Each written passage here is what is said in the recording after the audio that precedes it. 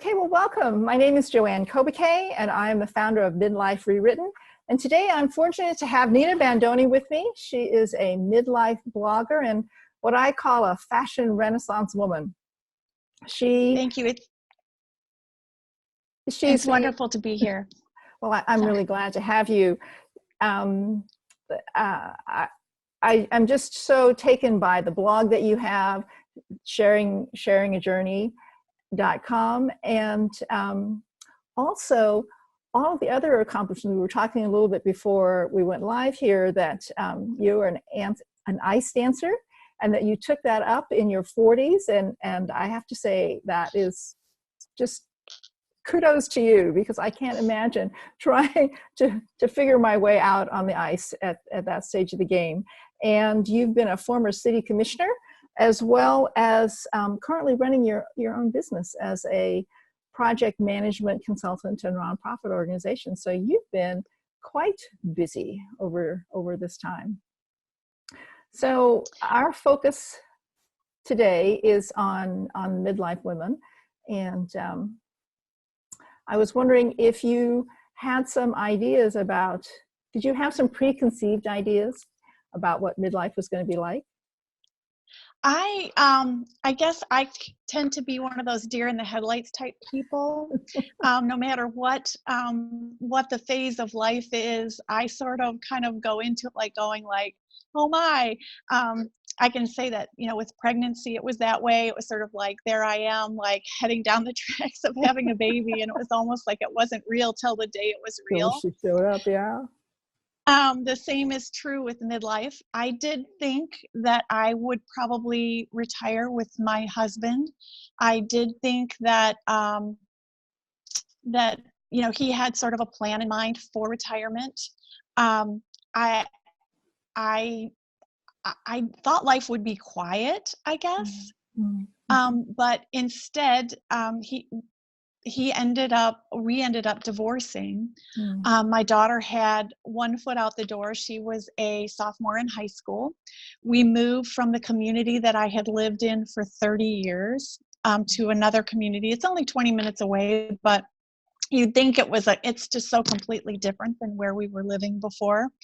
And shortly after we were divorced, my husband passed away. Oh. And so so it really closed the door on that chapter of life completely. Yeah. And so I, was there sort of kind of looking at things and going like, holy camoli, like what just happened, And it meant that I had to basically start completely over, start with a new relationship, start learning how to navigate, life on my own without my daughter. She's in college, obviously, and, she's doing her thing. And, the business was up and down. We had, some economic issues in our area. Tampa was one of the number one worst hit areas from the recession, and it's taken a long time to recover. So there was a lot of change that I just was like, wow, it wasn't nearly as quiet as I thought it was going to be. And it meant there were a lot of new beginnings. Yeah. So it was really a time of a lot of change for you as you were moving into that space, when you had a chance to think about the myths that surround midlife, things that, kind of the old wives' tales, or what they say about what life is going to be like in midlife. It sounds like it was totally different than what it was. I think one of the things that we think about people that are in midlife and beyond is that they're on some sort of a shelf, that they're invisible, that it's like all over. And I found that to be completely untrue. It's given me, this time in my life has given me time to reconnect with a lot of my interests. That's how Sharing a Journey, the blog, was begun. I loved writing. I loved storytelling. Throughout my career, there was no time for that. Raising a child Obviously, there wasn't a lot of time to focus on those kind of things, and it's just opened the door to so many wonderful opportunities. So that a brand new career. As I do the work in my other business, community development concepts, I find that the experience that I've had in my life is so valuable, and I'm so much more relaxed as I confront the issues that my CEOs bring to me, and the projects. They just go so much more smoothly because I've done them before. So from a professional standpoint, I think I'm at probably one of the best spots that I've been in my entire career. And from a physical perspective, yes, as a nice dancer, I can feel that I'm not as strong as I was physically, but I don't think that there's any sense of stopping or that I can't do things. And so I'm certainly every bit of everything that I ever was. I don't think that that's diminished. And I certainly don't feel invisible or irrelevant at all. I think that those are completely nonsense kind of things. I don't know how to articulate that, but it's just nonsense. Yes. Well, I think a lot of it is, kind of in your head, right? In terms of, if you think, well, society says that as a woman in midlife, I don't have anything left to offer. I'm kind of used up and set up on the shelf. And if you believe that, then that's kind of a self-fulfilling prophecy, right? And so that's in right. your case, you've been out in the public world and you've had a business, and all those experiences has just enriched your life and made you, like you say, at this stage of the game, you've got a tremendous wealth of information, resources, and confidence that allows you to move forward. I think for some women who maybe didn't have that, didn't take that route, so coming out of high school or college, they got married and started their family and stayed home to raise their family without too much outside interaction, I think it's more challenging for them at this stage of kind of empty nesting, or if there's a serious life change, for them to, to kind of have that confidence. And I think it's a shame for them to believe that they have nothing left to give, because there's still many ways that they can explore the things that are important to them, just like you did, and move outside that box. I can tell you that there have definitely been the sleepless nights. There has been a lot of fear that I had to work through. It seemed for me that menopause brought a lot of turbulence. And that was one of the things, I guess I kind of jumped ahead a little bit, because you were going to ask about struggles. And so mine came in the form of menopause, but it also came in the form of a lot of emotional turbulence. And one of those big bits of turbulence was fear. Near the end of the recession, I had an experience with a developer who did not pay a major fee to my company. And it really took the wind out of my sails. And I felt very, very stuck, and I thought, wow, I'm terrible. I'm a failure because this happened. And it reflected, that sense of failure reflected in everything. And it reflected on how I skated. I retracted for a while in how I interacted with my friends. And it was sort of a dark point for a while that I had to sort of work my way through. So I can certainly relate to someone who would feel that maybe because they were home, or because something happened, or they've had a significant loss, that it's very hard to start over. But it's so worth it to to make the effort to work your way through it and confront the fear and confront the blocks, because beyond that work is the bounty, is the juice. Right. And so I would strongly urge women who feel fearful or feel that maybe they can't, to maybe take some baby steps. Right. And just kind of try a few things and see how it goes. Connect to something that maybe you did in high school that you gave up, or try a little something, a little part-time job or something, something that kind of resonates. Right. And then No, I just think baby you're step right. your way. Baby Yeah. steps are a big part of it. When you think of, as you were going through those struggles, what resources did you have? What was it that kind of helped you get over the hump, so to speak, in that darker time? Oh, goodness gracious. Well, one of the stupid things I did was that I didn't get help initially.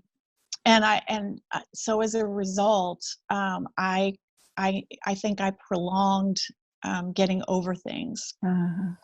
And when I realized that that I could get help, and I ended up getting help in sort of a circuitous way, I didn't directly confront the specific problems.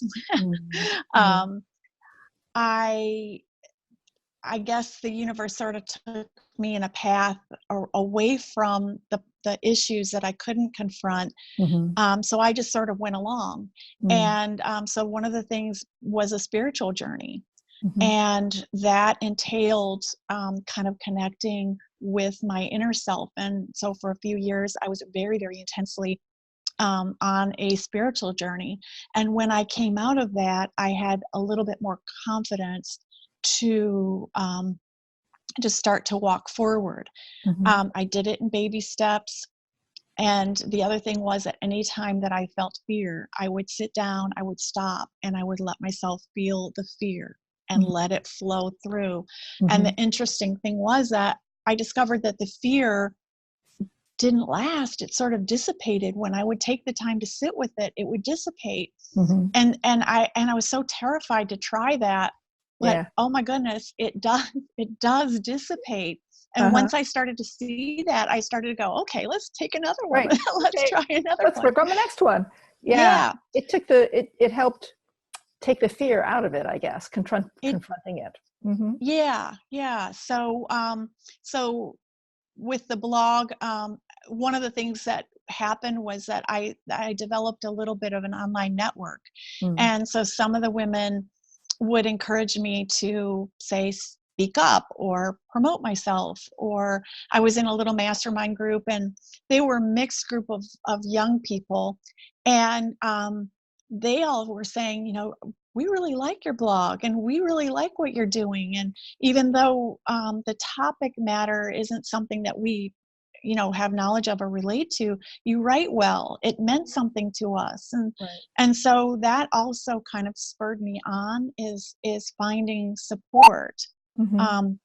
And it was better, I think, that it wasn't people that I knew, that it's a little easier sometimes. Yeah, it was a little bit easier. So and then I had a couple of girlfriends who did know what I was doing, and they were definitely cheerleaders to me, supporting you, and really helped. So finding a little tribe is a good thing. Yeah, it's definitely a good thing. It sounds like one of your strong points is to be open-minded about things, being willing to try something new. This, going on a journey of self-exploration, it's not something everyone's willing to do. A lot of people don't want to look that closely into themselves. And so the fact that you were able to do that allowed you to make some great progress and, set the path for you now. Well, for me, it hurt too much not to. So, my therapist years ago, she said, many people are not courageous enough to do this. And I said, I don't think I'm courageous. I just think it hurts too much not to. Yeah. So. Yeah, that makes sense when you figure you have two choices pretty much, right? You can either stay in the pain that you're experiencing, or you can try that next thing and see if you can alleviate the pain. And when the pain is just too strong, something that you just are unwilling to continue to bear, it gives you the little push you need to take those first baby steps, as you say, and look where it takes you. Yeah. Another thing that I really had to kind of come to grips with, and especially with the blog, is that you need to just basically start and don't worry about like how perfect it is. Mm-hmm. The blog went up in 2016 and it was a hot mess. And little by little, I had to learn, how to do the things that I was doing. And I would take an item like every week that I would look at other people's blogs that were more experienced. And I would say, okay, well, I'd like to learn how to do this. So I'll go on Google and I'll go on YouTube and figure out how to do it, because I figured if young people can do it and other people in general can do it, why can't I? I mean, and some things would take a few hours, and some things would take a few days, and some things would take a week or two. Mm-hmm. But I did it, and I achieved it. And I realized that perfectionism that I was raised with, Mm-hmm. that notion that we're going to be perfect at the start, it couldn't be more wrong. And that failure, what we used to call failure, some people say it's a course correction. And I just think it's not, it's like information. So let's say that this month, and this is like actual, this month my numbers were a little bit lower than they have been, and then they were last month. So I actually sat down and I was like, okay, so what did I do differently this month than that month? Well, I spent 2 weeks working on a conference. Mm-hmm. I did a bunch of different things. And so, then you kind of ask the question, did this pay off? Did this work for me? Is it something that I think is worthwhile? If, should I do it again or not? And so instead of going, oh my God, my numbers were down 14%, and I'm a failure because of it. If no, it's actually just information. Mm-hmm. And it's a little kind of like a nudge. If you want to get them back up, then just essentially, all right, what are the fundamentals? Go back to the fundamentals. Right. What are the things that that we know work? And so, like, I don't think in terms of failing or that's a bad thing anymore. I just think it's just information. Yeah. And you can make a decision. Do I want to continue this or not? I just ended an affiliation with a company that I had done for a year, and it was something that wasn't working. And when I looked at the numbers and how much benefit versus effort and so forth, it just was it was just like, no, this isn't going to work for me anymore. And it's not a failure. It just really didn't work. And maybe at a later point it will be something that could be successful, but right now it's something to set aside so I can put energy and focus into another area. Right. Well, I think, what you're saying is so true. Society kind of teaches us that you either are a winner or you're a loser, and that failing is like the kiss of death. But the thing is, just as you found out, failing is really about learning. It's like, okay, that didn't work. What does that mean? How can I figure that out? Instead of going to that place of shame, right? Oh, I failed. Oh, that means I'm terrible. I clearly don't know how to do this. And you tell yourself all these things, and if you're really unlucky, you hear like the voice of your mother, or the voice of some past experience going, see, I told you so. You didn't know, you couldn't do that kind of stuff. But it's really, if you can depersonalize that, and if you can look at the facts, just like you were saying, analyze, well, what happened here, and what was different, and what do I need to do differently, and what was of value, it makes all the difference in the world in terms of continuing on, because it's really easy to get discouraged and to give up when things aren't all flowers and rainbows. Right. Yeah. And no matter what you take on, there are going to be bumps. That's just the nature of it. So, if a woman is considering trying something new and, maybe it doesn't go exactly the way that she hoped straight away, again, that analysis, that kind of moment of kind of going, like, I like this about it, but I don't like that. And so maybe I need to guide myself over to the like column a little bit more, Mm-hmm. and eliminate or reduce the dislike column. And that's sort of the universe's way of guiding our careers and our lives. Yeah. So if you look at it that way, it makes it a lot easier to step out and to try something that you might be considering at this midlife point. Right. Well, you've made some great points. The idea of taking things as baby steps and not feeling that you have to do everything all at once. Understanding that as you are just starting out, you're learning and you're going to make mistakes and there's going to be some obstacles along the way. And understanding that if things don't go the way you expected, that's not an automatic, issue with you, who you are, but that it has to do with all of the facts that are involved, and you really need to analyze those. So it sounds like you've been through a lot of changes and you've learned so much about yourself. And I was wondering, where do you see yourself in the future in terms of, what are your next path, your next ideas? Well, I am loving life. So I will be 60 on my birthday in July. Wow. And so we're embarking on a 6 months to 60 campaign. Oh. And really it's for anyone who is interested in kind of moving forward in their lives. And, maybe anybody, somebody who might be wanting to get unstuck or whatever. Mm-hmm. And so that's a big project that we're undertaking here at Sharing a Journey. And I have a wonderful boyfriend.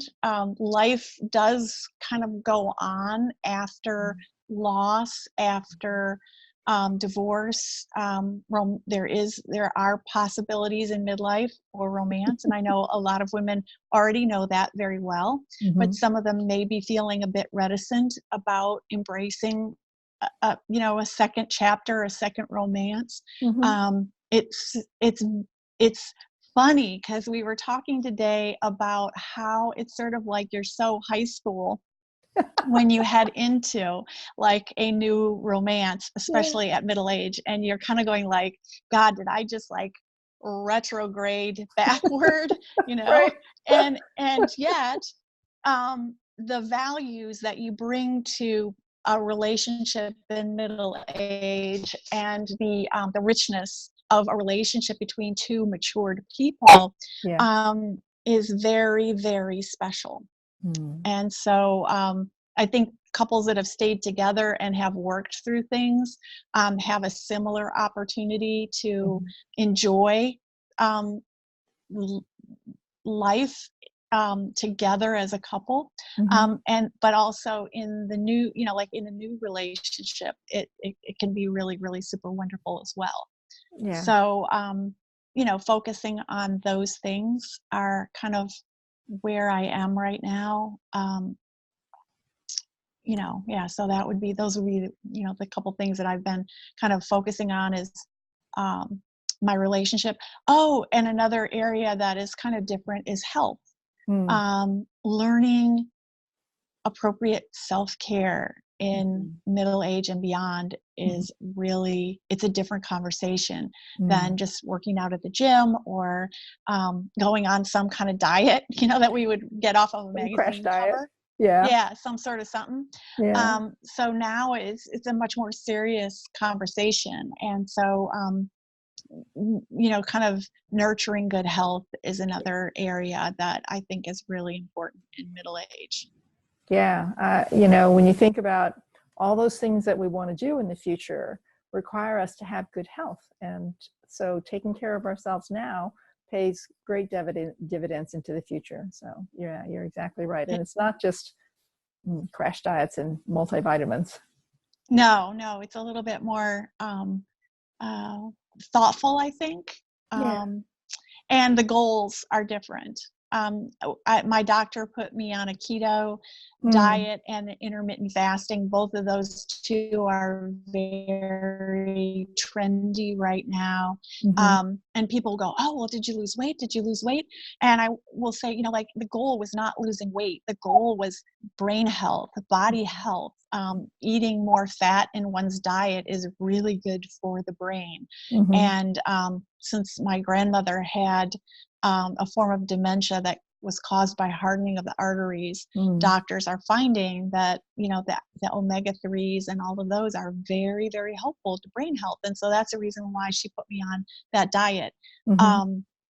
Not because we were worrying about losing weight or that sort of thing. So my goals from a fitness standpoint are very different than they were, you know, a few years ago.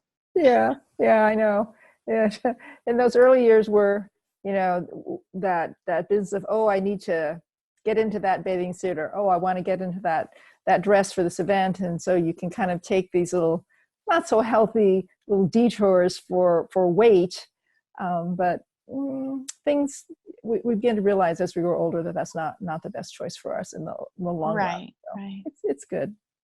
Well, I want to thank you very much for sharing your ideas and spending some time with us, and letting our listeners know that there is so much goodness in midlife, and that there are so many things to learn and to look forward to, that there's no reason to subscribe to all those old wives' tales about what midlife is going to be about for them. So I want to thank you very much, Nina, and you can find more about Nina's fashion and health ideas at her blog, sharingthejourney.com. Sharingajourney.com. Sharingajourney.com, sorry. Yeah. Okay. Well, thank you very much, Nina. Well, thank you. I hope you enjoyed our conversation today. As a thank you for being here, I'd like to offer you my glorious second act workbook and planner. It's a great tool to help you gain clarity on what it is you want next in your life and to develop a plan to get you there. It's a totally free gift. The link is down below. So click the link, download your planner, and get started taking action and creating a new and exciting second half to your life. I'm Jo Ann Kobuke, your midlife coach. Stop by again for another episode of Modern Midlife. See you next time.